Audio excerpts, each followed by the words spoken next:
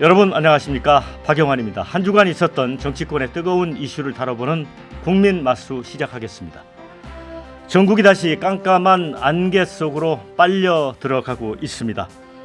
국회가 지난주 부결됐던 대통령 탄핵안 재표결을 앞두고 있는데 윤석열 대통령이 전격 담화를 발표했습니다.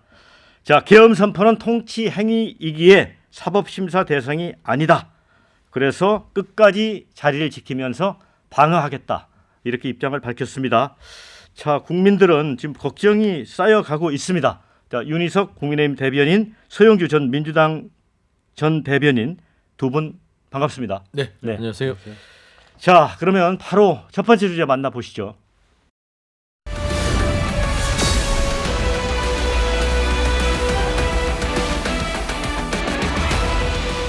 네. 자, 윤석열 대통령이 이제 목요일 네 번째 담화를 발표를 했는데, 자, 비상계엄은 헌법적 결단이자 통치 행위이다. 마지막까지 국민 여러분과 함께 싸우겠다. 퇴진 불가. 이런 입장이에요. 수영주 대변인. 네. 어떻게 보셨어요? 모든 국민들이 어떻게 봤을까요? 그것부터 생각했습니다.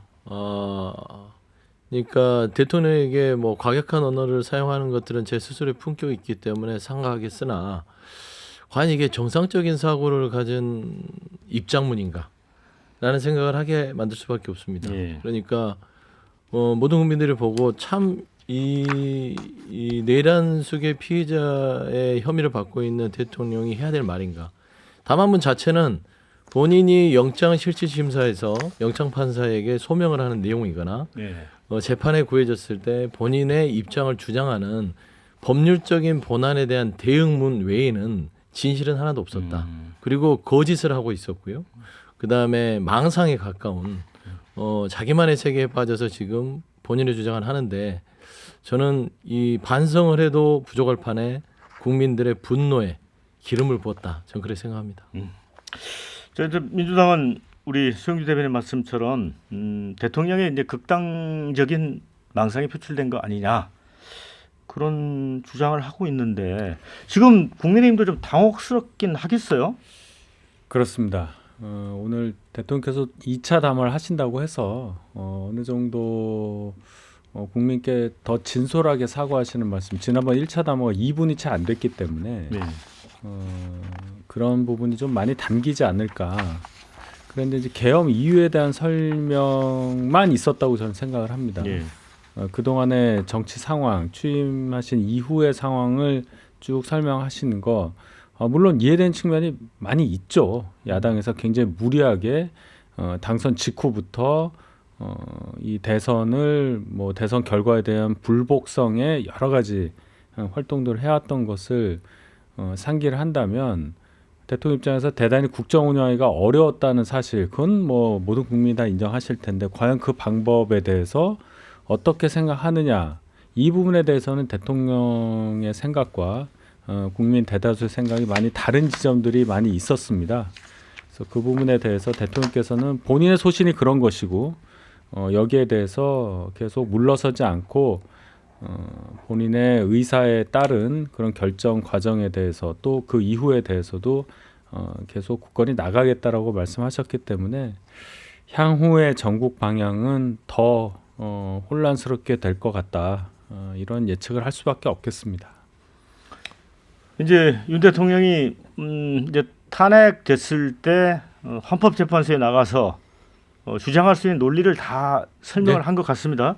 그런데 이제 그 주장 중에 하나가 계엄의 형식을 빌려서 작금의 위기 상황을 국민들에게 알리고 호소하는 비상 조치를 했다, 이런 식이거든요. 이게 동의합니까? 아니, 대한민국 헌법이 허용하는 범위라는 게 있죠. 그러니까 본인의 주장과 여러 가지 입장을 낼 수 있어요.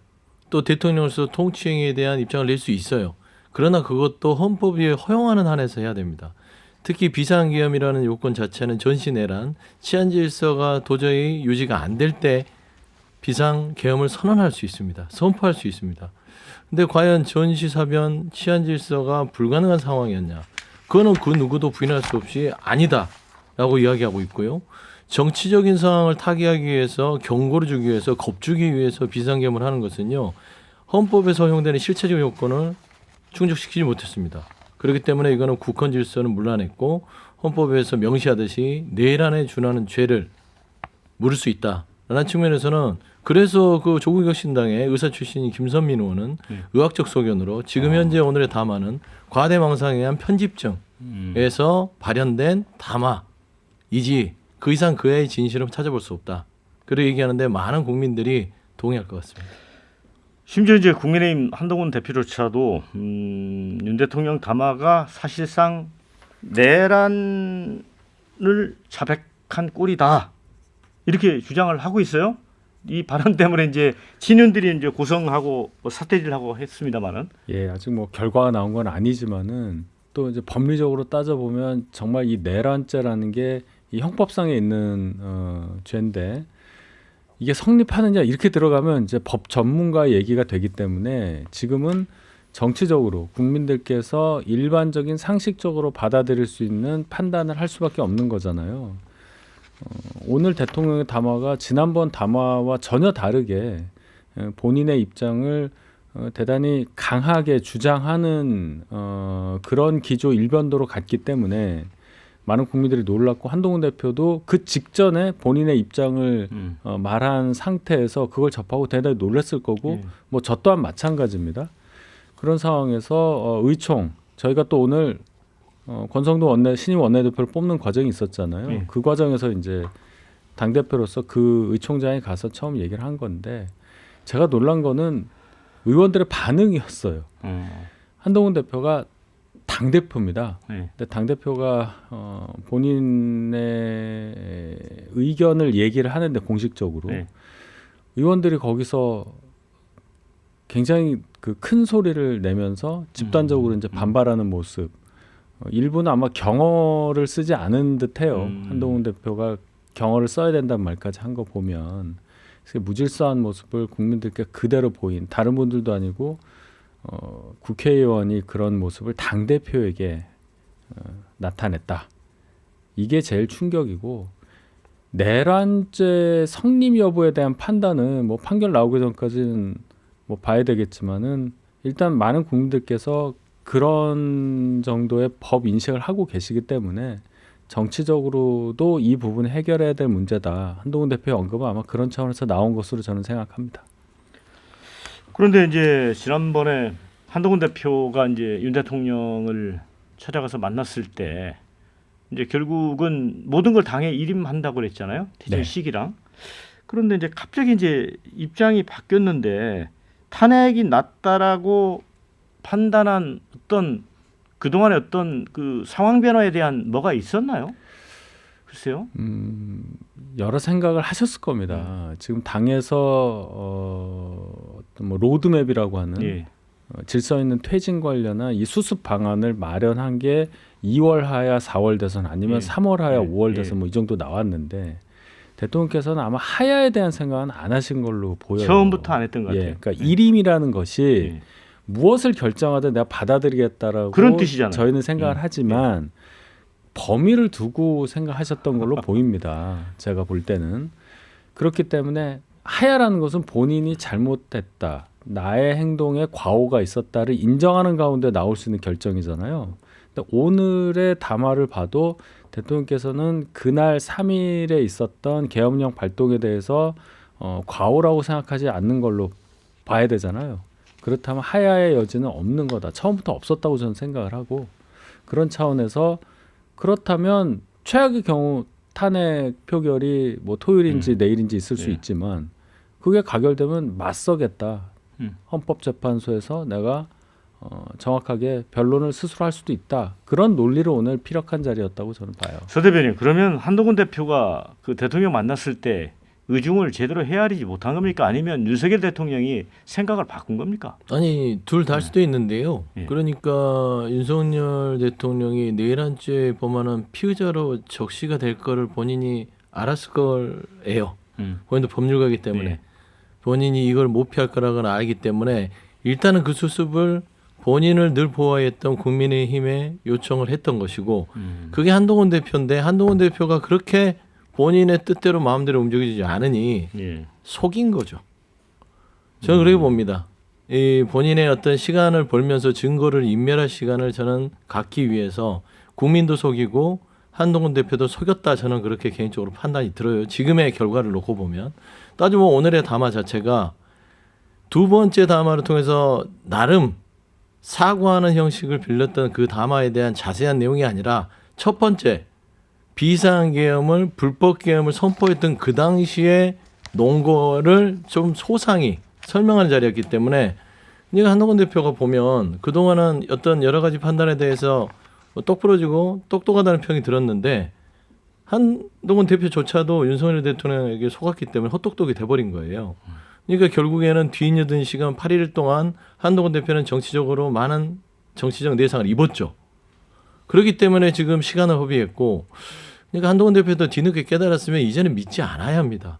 윤석열 대통령을 정상적인 사고를 하는 사람으로, 그리고 그 정상적인 사고 내에서 선의가 있을 거라고 생각하면은 그런 사고를 이제 버리고, 따지고 보면은 국민의힘이 대한민국 보수를 대표하는 공당 아니겠습니까? 전통적으로. 그러면 지금은 어떤 기로냐면, 이 보수를 대표하는 국민의힘이 내일한 부역자의 당으로 남느냐, 아니면 이 고리를 끊어내고 그래도 대한민국 보수의 가치를 지키는 어떤 그런 여러 가지 지도자로서 남느냐, 그 결단을 하는 순간이 왔다. 다시 말씀드리지만 한동훈 대표도 속았다. 저는 그래 봅니다. 자, 그런데 결국 윤석열 대통령은 그런 생각을 하는 건 아닐까요? 헌재에서 탄핵소추안이 인용되지 않을 수도 있다, 이런 생각을 하는 걸까요? 그럴 수 있죠. 일단 헌재 구성 자체가 지금 네. 정상적이지가 않잖아요. 네. 6명밖에 안 돼 있고, 국회에서 이제 추천 과정을 마쳤다고는 하지만 3명이 충원되는 과정은 또 어떻게 될지 모릅니다.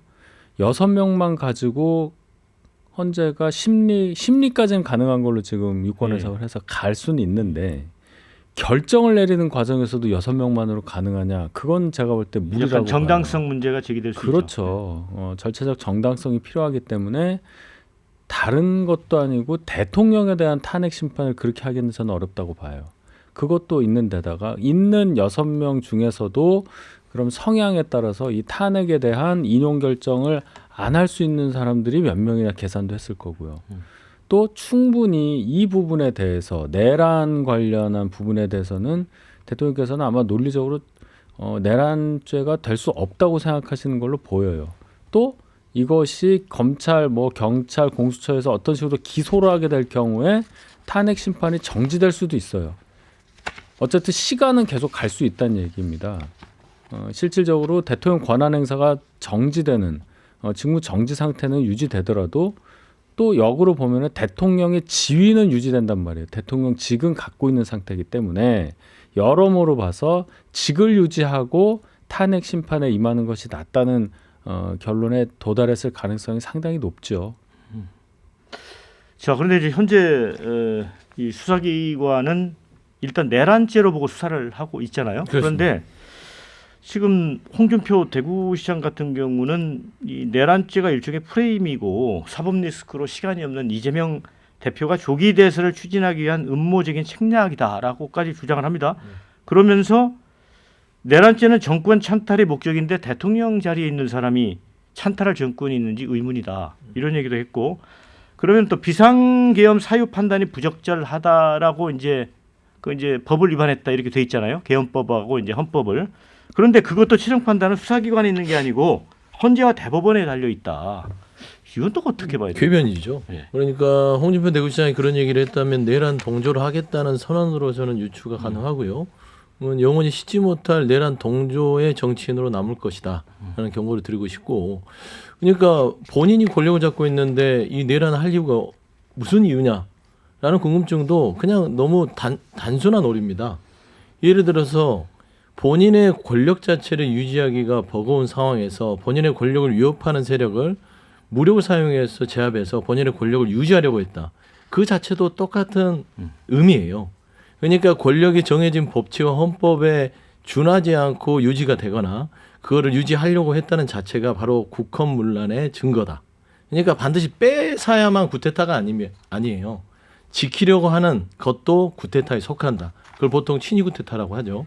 그리고 뭐 계엄군을 많은 수를 넣지 않았다. 그 담화문에 보면 뭐 내가 계엄을 하려고 했으면 온 군대를 해서 전국을 장악하지 않았겠냐. 왜냐하면 권력을 잡고 있기 때문에 그렇습니다.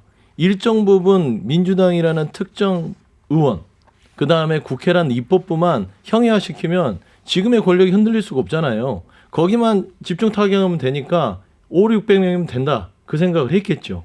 그렇기 때문에 이거는 명백한 쿠데타를 해석할 수 있는 여지가 많은데 그런 부분을 가지고 지금 홍준표 시장이 옆에서 편을 든다. 물론 이제 본인이 정치적으로 책임을 지겠으나 지금 현재의 발언만 봐서는 내역 동조나 내역 부역을 결심한 게 아닌가 좀 그래 보입니다. 네. 그래서 이제 전국이 앞서 말씀드렸습니다만은 이제 안개 속에 완전히 빠져들어 버렸는데 그래서 국회의장이 또 여야 대표회담을 제안을 했습니다. 그러니까 이게 뭐 출구를 찾을 수 있나요? 이제는 뭐 질서 있게 뭔가 출구를 찾거나 네. 하기가 어렵습니다. 네. 대통령께서도 뭐 질서 있는 퇴진 작업을 준비하는 당의 의견에 대해서 사실상 거절한 거죠. 그렇다면은 민주당에서 계속 발의하고 있는 탄핵안의 표결 결과를 볼 수밖에 없는 거죠. 지금으로서는 뭐 할 수 있는 방법이 없다고 봅니다. 오늘 중으로 만약에 국회에 탄핵안이 보고가 되면 그 시점부터 24시간 지난 뭐 내일부터 시작해서 토요일, 일요일 중에 이제 할 수가 있죠. 예. 그런 상황에서 글쎄요. 결국 국회 표결로 결정될 수밖에 없다는 상황을 감안을 하면 결과적으로 저희 당 의원들이 어떤 의사를 갖고 있느냐. 지난번처럼 전원 퇴장한 가운데 정족수 부족으로 해서 투표 불성립되는 상황은 제가 볼 때 이번엔 두 번째로는 쓸 수 없다고 봐요. 의원들도 투표 참여의 의지가 강한 분들이 많이 나오고 있기 때문에 결국 표결로서 모든 것이 정리되는 상황이 오지 않을까. 물론 그 이후로도 혼란이 많이 있겠지만 일단 표결로서 일단락되는 모습은 분명히 나올 겁니다.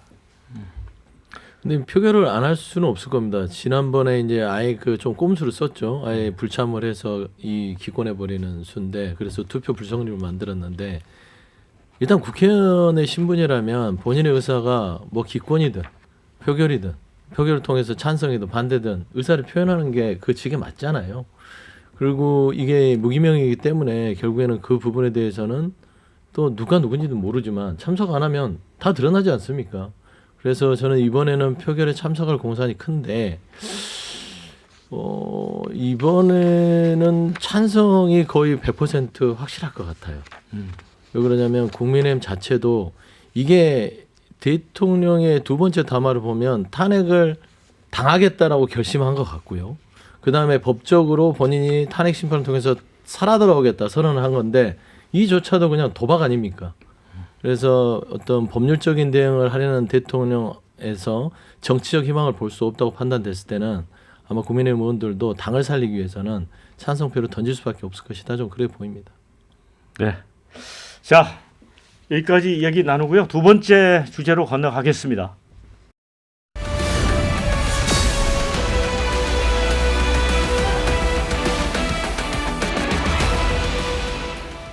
자, 이제 한동훈 대표는 윤석열 대통령에 대한 이제 탄핵밖에 없다. 이렇게 이제 탄핵을 굳히고 있습니다. 그렇다 보니까 국민의힘 내부에서 이제 갈등이 재현이 되고 있고 또 새 원내 대표에 친윤, 뭐 찐윤이라고 해야 되겠죠. 권성동 의원이 뽑혔습니다. 윤석열 대통령하고 체리따봉 주고받고 그런 사이였잖아요. 그래서 어찌 보면 윤석열 대통령이 다시 당의 어떤 입김을 행사하는 것처럼 느껴져요. 제3자가 볼 때는. 그렇죠. 네. 권성동 원내대표가 이제 후보로 입후보 할 때부터 이것은 어떤 메시지냐 다 해석이 분분했었죠. 말씀하신 대로 이것은 친윤이 전면에 나서서 사태를 수습하는데 주도권을 갖겠다고 그렇게 선언한 의미가 크다고 볼 수 있고 그렇다면 어느 정도는 윤 대통령과도 소통이 된 가운데 뭐 합의된 상태에서 출마했다 이렇게 보는 게 맞잖아요. 결국 거의 뭐 2대1 정도 당내 세력 분포와 거의 맞게 표가 나왔어요. 106명, 두 분 빠진 106분이 출석을 해서 34표를 제외한 72표를 얻어서 권성동 원내대표가 당선이 됐기 때문에 일단 저희 당의 국회의원들의 분포 그것을 그냥 정확히 보여준 표 결과다 이렇게 봅니다. 야, 그런데 이제 벌써부터 이렇게 되면 한동훈 대표 지지 붕괴되는 거 아니냐 이런 얘기 나옵니다. 국민의힘의 장동혁 수석 최고가 탄핵안이 통과가 되면 최고위원 사퇴하겠다고 했다고 합니다. 네. 그렇게 되면 그냥 붕괴되는 거죠? 그렇죠. 어떻게 보세요?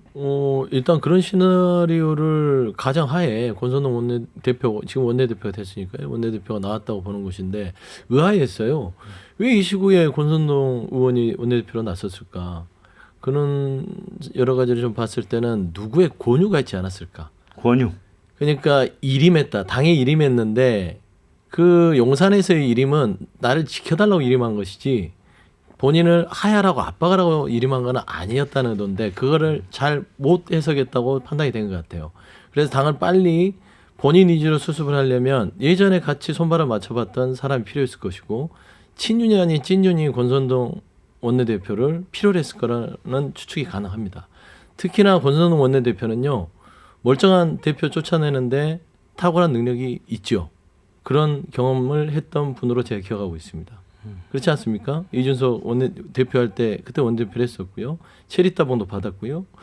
그렇기 때문에 저는 한동훈 대표에 대해서 그러면은 어차피 내란의 부역자 당으로 가든 말든 일단은 대통령과 한몸을 해서 국민과 함께 싸우자라는 메시지가 같이 공유됐을 공산이 크다라고 봤을 때는 한동훈 대표는 최대의 위기에 처하긴 했습니다. 그런데 제가 그랬어요. 한동훈 대표가 믿을 거는요. 당의 의원들이 아니라 본인은 63%의 지지율로 대표가 된 사람입니다. 그러면 보수의 어떤 이 당원들의 지지와 국민들의 지지를 믿고 싸웠어야 되는데 저 주춤거렸어요. 주춤거리면서 본인에 대한 정치적인 신뢰도가 떨어지면서 어떤 D를 받침해주던 여러 가지 힘이 좀 동력이 상실됐거든요. 물론 뒤늦게 오늘 단호하게 국민의 눈높이에 맞게 말은 하긴 했으나 권선동 원내대표가 된 이상 당내에서 정말 지리하고 굉장히 감당하기 힘든 싸움이 시작됐다는 측면에서는 한동훈 대표의 거치 하나하나가 그 메시지 하나하나가 좀 주목되는데 이거 사실상 당내 구태타입니다. 네. 자, 그렇게 되면 이제 예를 들어 이제 대통령 탄핵안이 통과가 되고 또 국민의힘은 그 소수 여당이 또 쪼개질 수 있잖아요. 이런 국면까지 갈 확률이 높아 보이는데요. 당을 달리하는 그러니까 뭐 탈당자가 나와서 또 탈당자가 나와서 다른 당을 만들거나 아마 그런 상황까지는 예상하기가 어렵습니다. 제가 그 질문을 드린 이유는 네. 현재 국민의힘 당론은 탄핵에 대한 명시적 반대이잖아요. 그런데 당론을 탄핵 찬성 쪽으로 바꾸려면 이제 의원의 3분의 2가 찬성을 해야 되는데 아까 말한 대로 35명밖에 안 되잖아요. 네. 그러면 당론을 변경을 못 한단 말이죠. 그렇죠. 자, 그러면 일부 의원이 이제 가세해서 탄핵에 찬성을 했다. 그러면 해당 행위자가 되는 거잖아요.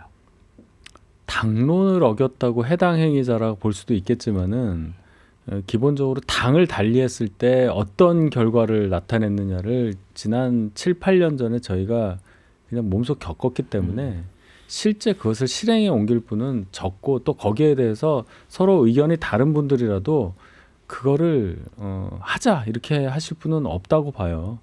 다시 합치는 과정이 얼마나 힘들었습니까?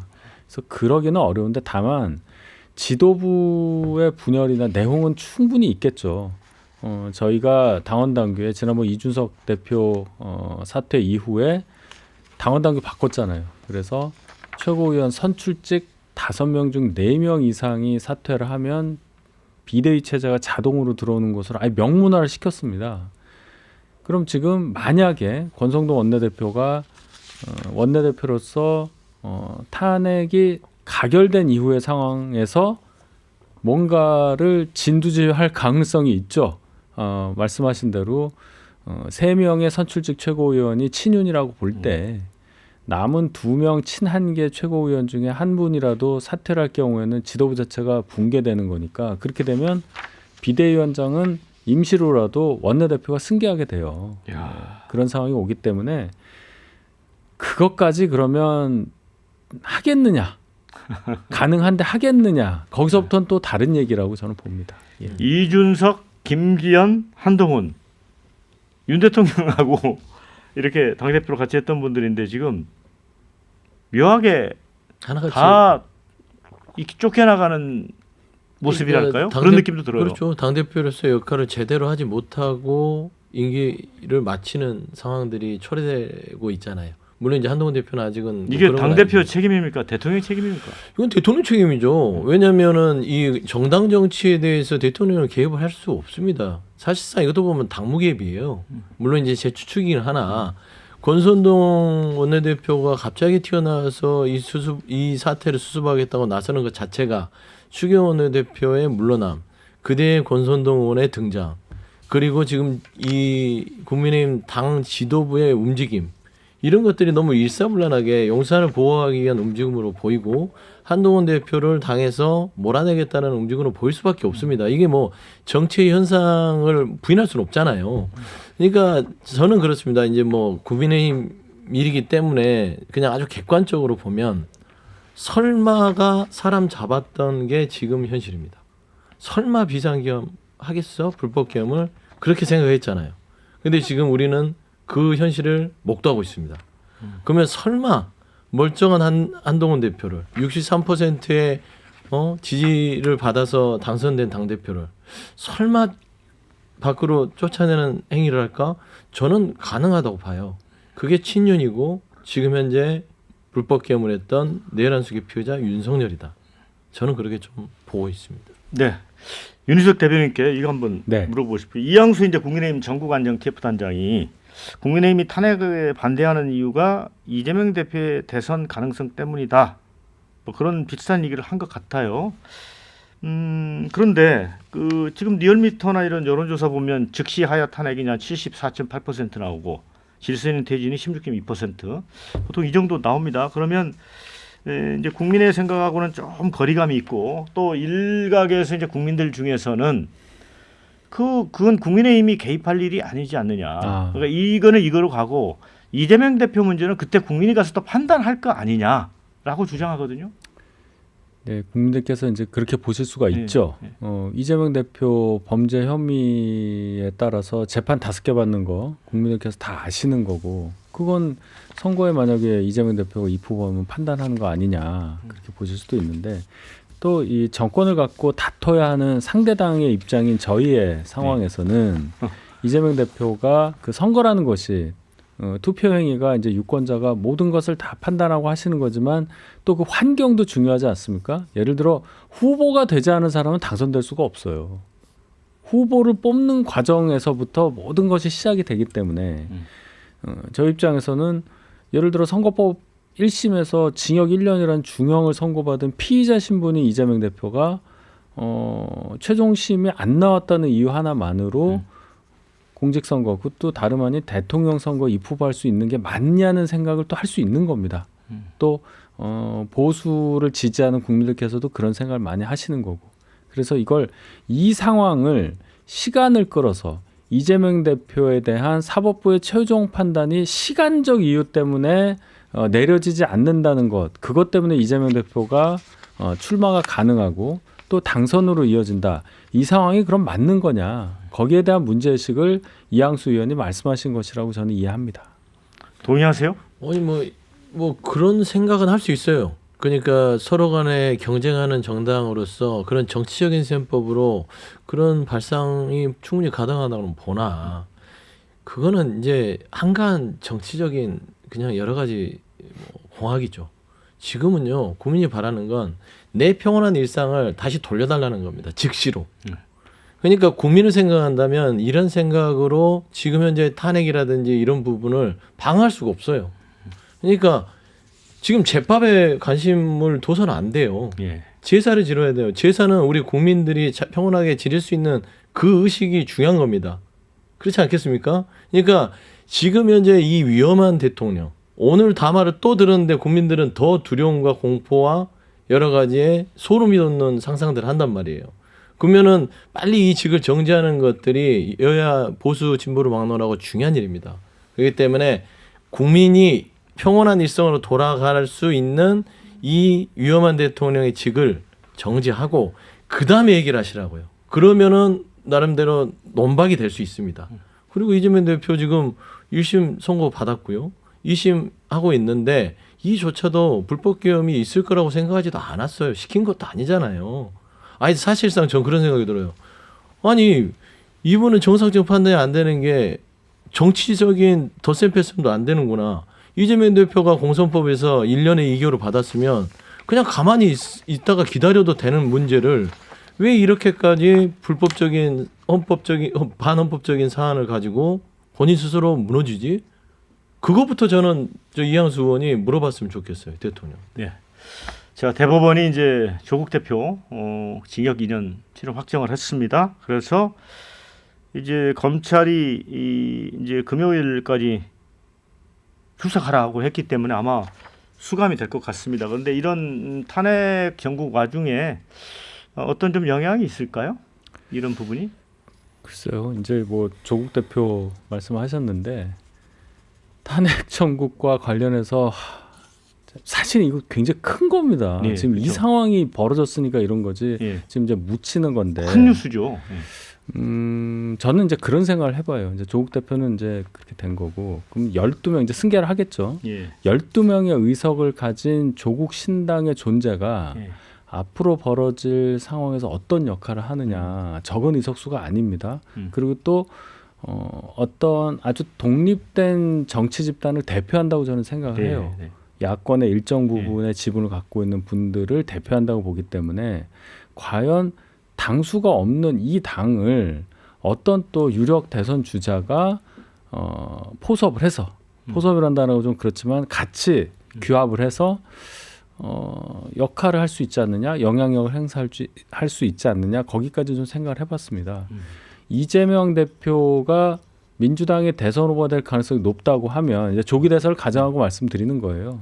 그랬을 때 과연 현 야권이 이재명 대표로만 합쳐져서 갈 수 있는 것이냐, 또 그렇지 않다고도 생각이 되는데 그 가장 뭐라 그럴까요? 활용할 수 있는 어떤 전진 기지가 될 수 있는 분들이 12명의 국회의원들이란 말입니다.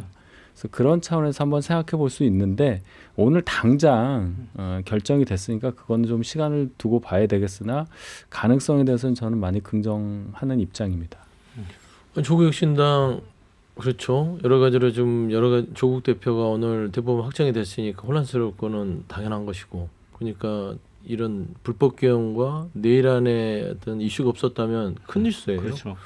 그런데 이제 이런조차도 아예 묻히는데 다른 거 뭐 탄핵 누구를 한다, 뭐 장관, 뭐 감사원장, 이거는 뉴스도 아니에요. 예. 일도 아닙니다. 따지고 보면.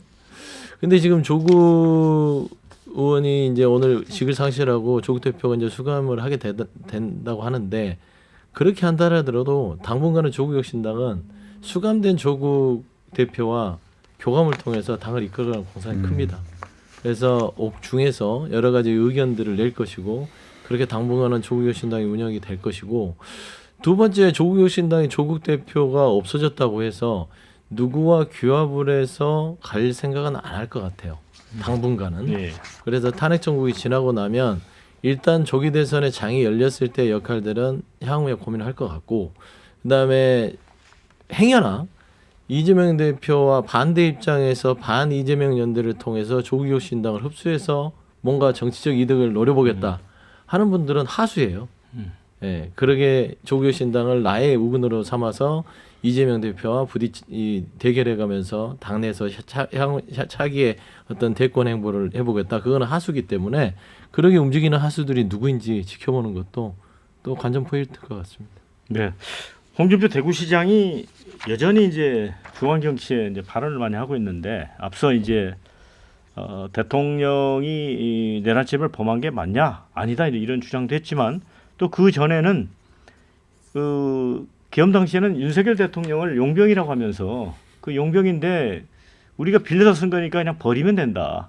그리고 최근에 또 이제 한동훈 대표도 용병이기 때문에 두 용병 다 제거하고 우리 다시 시작하자라고 그런 얘기를 했거든요. 어떻게 해석하세요?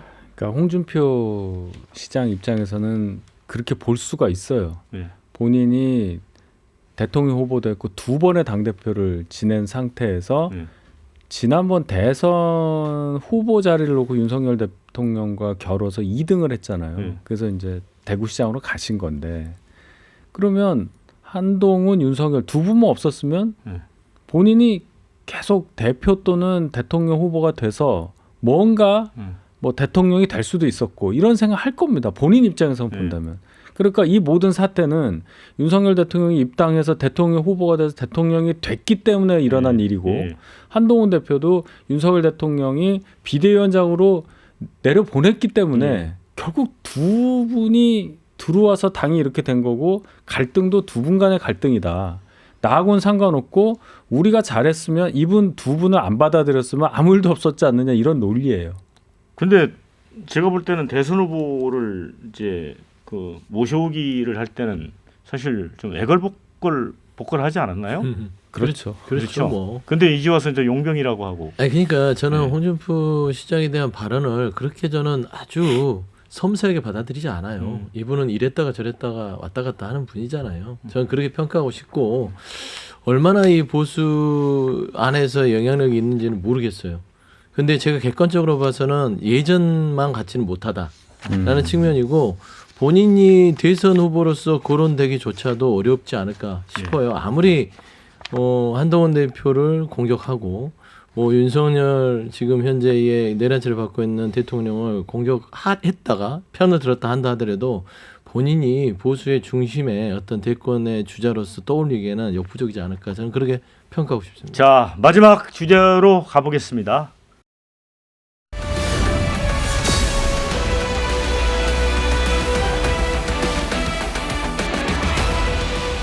네. 자, 김영현 전 국방장관 구속 수감되면서 윤석열 대통령이 내란의 정점, 그러니까 이제 수계로 이렇게 사법기관은 인식을 하고 있습니다. 자, 그래서 뭐 긴급 체포될 가능성도 제기되기도 합니다. 그 가능성 어떻게 보세요? 아니 가능성보다는 긴급 체포를 해야 될 필요성이 높아졌죠. 오늘 이 2차 담화문을 보면서 이 내란 수계 피의자 윤석열 대통령이 전혀 어떤 반성의 기미가 없고 이렇게 생각한다면 철저히 증거를 인멸하고 잘못하다간 도주도 할 수 있는 거 아니야? 범죄 중대성도 대한민국 이 형법상 가장 큰 형량을 물고 있고 그렇기 때문에 긴급 체포가 필요하다. 네. 그래서 저는 이제 수사기관이 오늘부터 아마 뭐 적법하게 체포영장을 청구를 하든지 아니면 긴급 체포에 요하는 요건이 되는지를 살펴봐서 저는 실행에 옮길 가능성이 높다고 봅니다. 다만 14일 날 탄핵에 대한 표결이 있기 때문에 탄핵 소추 표결이 찬성이 되고 조금 더 수사기관이 부담이 없을 때 직무가 정지된 상태의 피의자 윤석열을 긴급 체포 또는 체포영장을 통한 체포에 나서지 않을까 좀 그래 보입니다. 어떻게 보세요, 윤희석 대표? 이게 이제 없었던 일을 저희가 생각해야 되니까 뭐 고려해야 될 게 굉장히 많겠죠. 일단은 이 수사기관에서 체포영장 발부 용의는 있는 것 같아요. 근데 도주 증거인멸 우려 이 없죠. 구속영장 발부 사유를 생각을 해볼 때 법원에서 과연 발부할 것이냐. 네. 그럼 만약 발부가 됐는데 집행이 될 거냐 여부는 또 다른 얘기입니다. 뭐 집행해야 되겠죠. 근데 지금 근데 대통령 주변에는 경호처가 있잖아요. 그 상황에서 어떻게 경호처도 법원의 판단을 존중해야 되는 거 물론이죠. 아닙니까? 물론인데 제 얘기는 어제도 보면 압수수색 영장 집행이 거의 안 됐다고 봐야 되잖아요. 이미지 수령식으로 협조만 좀 받았죠. 그러니까 이제 인신 구속에 대해서는 전례가 없기 때문에 물론 경호처에서도 입장을 밝힌 바가 있어요. 그런 상황까지 고려하여 문제가 없도록 잘 준비하겠다. 그런데 그래도 지금 이 상황에서 저희가 예상을 한다는 게 물론 그럴 일은 없겠지만은 고려해야 될 게 정말 많다. 자, 그 말씀도 이제 일리가 있지만 우리가 이제 가정을 좀 조금 더 해보면 뭐 구속영장이 발부가 됐다. 네. 그래서 이제 구속이 돼서 구치에 수감이 됐어요. 그렇게 되면 옥중에서 군통수권을 행사하는 건가, 옥중 결재를 하는 건가 이런 논란이 있어요. 근데 헌법에 권위와 사고 시 이제 총리 등에게 권한을 위임한다는 조항은 있습니다. 그런데 이거를 수감돼 있는 거를 사고로 볼 것이냐 놓고는 또 의견이 좀 다르거든요. 어떻게 보세요, 이거는? 아니, 대통령 자체가 네. 군 통수권에 권한을 있을지언정 네. 권위를 상실해 버리면 그 네. 권한이 무용지물이 될 공산이 크죠. 네. 그걸 그러면- 사고로 봐야 된다. 근데 사고 자체는 법률적인 판단을 예. 구해야 되기 때문에 시간 낭비예요. 음. 근데 제가 봐서는 제 개인적인 의견이지만 수감이 된다 하더라도 지금의 담화문을 보면 본인은 옥중에서 업무를 보겠다, 그런 직무를 느낌이 보겠다 할 공산이 들죠. 커요. 네. 그러면은 여기에 대해서 이제 이거는 불가하다고 또 헌재의 어떤 판단을 구할 거 아닙니까? 네. 그러니까 이 불필요한 이 대한민국 국력을 이 한 사람 때문에 얼마나 많은 대한민국이 피해를 보냐는 측면에서는 저는 이게 탄핵이라는 절차를 존중하는 것은 어쩔 수 없다고 보나. 저는 정말 이 내란숙의 피의자가 돼버린 이 대통령이 일말의 양심이 있다면 대한민국을 위해서 이렇게 몹쓸지를 계속해서는 안 된다라고 좀 보입니다. 근데 저의 이제 이런 이제 가정은 그런데 이제 2차 표결에서 이제 탄핵이 확정이 되면 그 즉시로 이제 직무가 정지되기 때문에 그런 부분은 우리가 이제 고려할 필요가 없는 그렇죠. 거죠. 예, 예. 예. 근데 이제 과연 지금 표를 많이 확보했다고 하는데 알 수 없기 때문에 알 수 없죠. 알 수 없는데 이렇게 한번 생각을 해봅니다. 일단 자유투표를 할 가능성이 높아요. 일단 투표장에 그래도 남아 있는 것 자체를 하지 말자고는 아마 당론으로 말을 못할 것 같습니다. 당론은 부결로 이제 계속 갈 수 있더라 하더라도 그러면 이미 본인이 투표하겠다고 선언한 의원들 숫자가 꽤 됩니다. 한 20명 가까이 돼요. 일단. 그러면 그 의사표시가 물론 다 반대는 아니겠죠. 탄핵 반대는 다 찬성은 아니겠죠. 하지만 저희한테 여유가 있는 탄핵을 부결시킬 수 있는 숫자는 이제 조국 대표가 의원직 상실돼서 9표예요. 9표. 9표만 나오면 200명이 되는 겁니다. 찬성이. 그래서 그거는 굉장히 작은 숫자예요. 지금 상황을 보자면. 그래서 탄핵 가결 가능성이 상당히 높다고 저는 개인적으로 보는데 물론 뭐 결과는 지켜봐야 되겠습니다만은 민주당에서 이거를 지금 빨리 하고 싶어 한다는 얘기는 들어요. 탄핵 이 표결 자체를.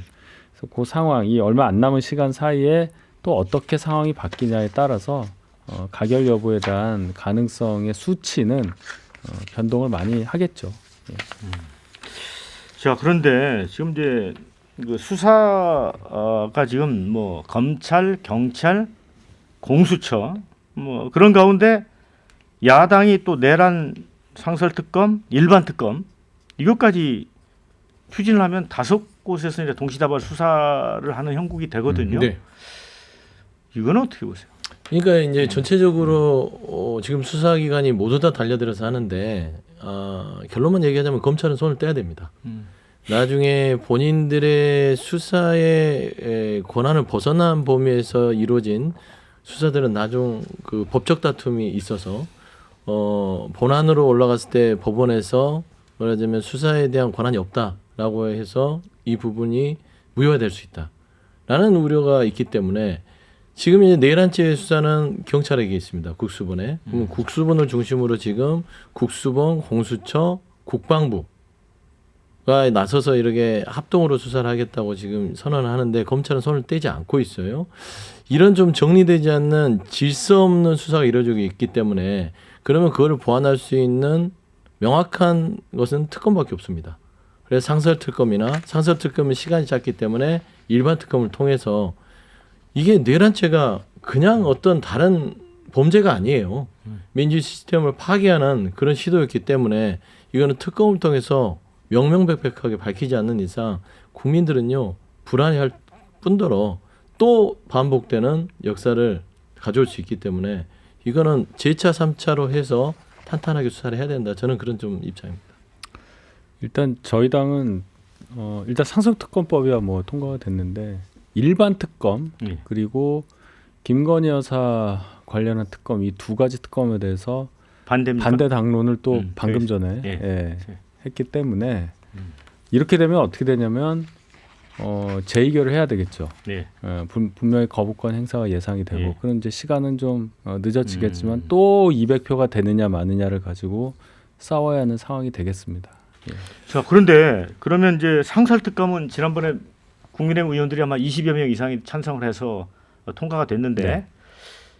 윤 대통령이 지금 분위기라면 상설특검을 임명을 안 할 수도 있잖아요. 근데 14일 날 통과가 되면요. 네. 저기 권한대행이 하는 겁니다. 아, 탄핵을 통과해서 직무가 14일이면 정리되니까. 이제 지금 뭐 김건희 예. 김건희 특검이나 뭐 상설 특검이나 모든 본인들이 당론의 반대를 던졌던 부분에 있어서는 예. 이제 그 주체가 지금 피의자 윤석열이 아니라 권한대행 14일 이후부터는 결과에 따라서 권한대행이 하기 때문에 권한대행이 그거를 말하자면은 재결을 거부하지 않는다면 그냥 가는 거예요. 저는 이 부분에 대해서는 변수가 좀 있을 수 있다라는 측면이 있어서 좀 이거는 좀 그때 가서 봐야 될 것 같습니다. 그리고 또 한 가지는 국민들 입장에서는 약간 좀 불안감을 느끼는 것들이 이제 경찰청장, 서울청장 긴급 체포됐잖아요.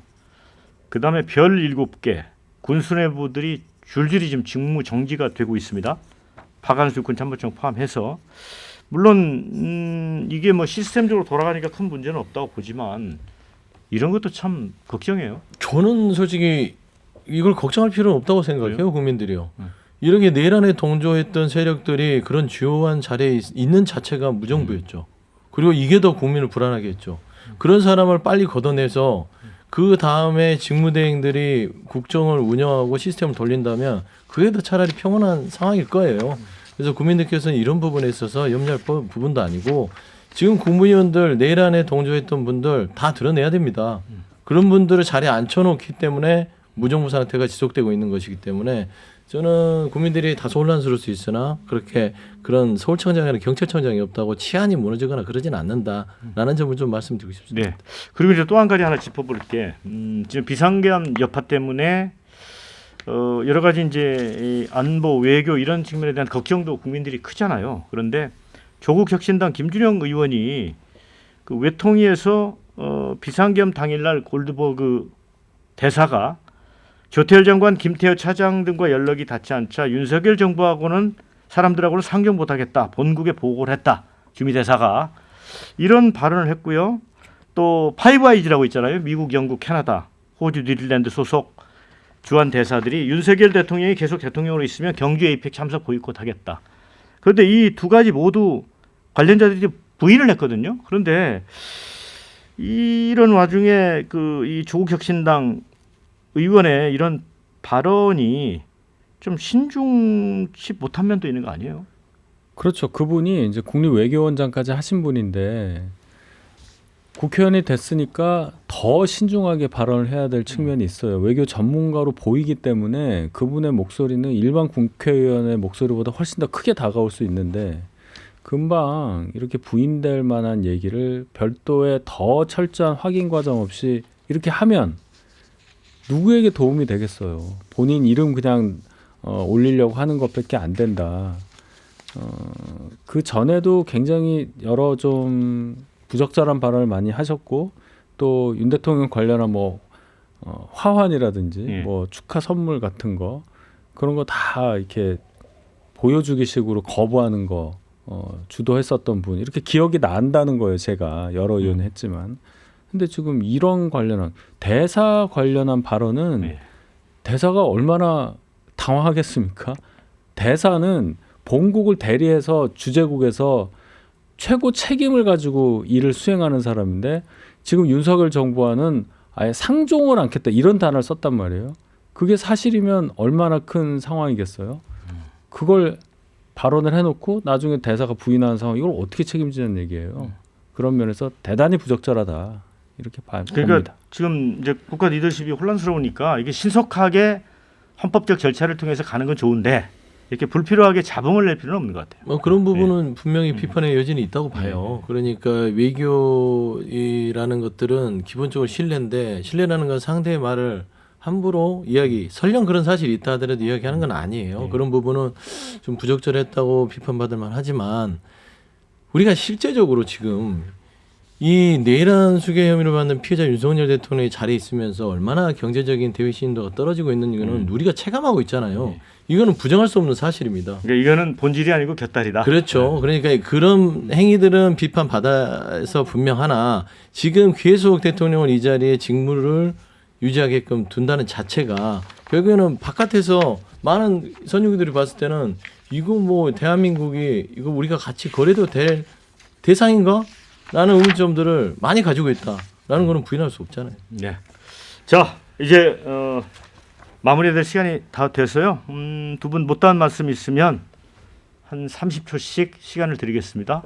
윤희석 대변인부터. 예. 네, 어쨌든 그 12월 3일 대통령의 비상계엄령 발동으로 인해서 열흘 가까이 너무나 혼란스러운 상황이 벌어지고 있는데 대해서 대단히 국민 여러분들께 송구하다는 말씀을 먼저 드리고, 저희 당이 책임을 지고 이걸 수습하려고 노력을 하고 있지만 너무나도 어려운 상황입니다. 어찌되었건 여당의 책임감을 절실히 느끼면서 국민만 바라보고 진영 논리에 갇히지 않고 저희가 이 사태 수습에 조금이라도 도움이 될 수 있는 그런 집단적 지성을 발휘하여 사태 수습에 노력을 하겠다, 이런 다짐을 다시 한번 전달합니다. 자, 소영주 대변인. 네. 예. 국민의 평온한 일상을 지키라고 헌법이 부여한 비상계엄권을 본인의 망상과 본인의 정치적인 복수를 위해서 네. 헌법도 유린한 채 사용해서 국민의 평온한 일상을 파괴했습니다. 국민들은 원하고 있습니다. 많은 걸 원치 않습니다. 내 파괴된 일상을 돌려달라. 즉시 돌려달라. 다음 날 아침에 일어나서 또 불안한 다음 날을 맞이하지 않게 해달라고 하기 있기 때문에 저는 대통령으로서 그런 부분에 있어서 책임을 다하는 네. 모습을 보여달라, 그런 부탁을 좀 드리겠습니다. 네, 함께해 주신 여러분께 감사하다는 말씀 드리고요. 자, 두 분도 수고 많으셨습니다. 저는 다음 주에 다시 찾아오겠습니다. 자, 수고하셨습니다. 네, 수고하셨습니다.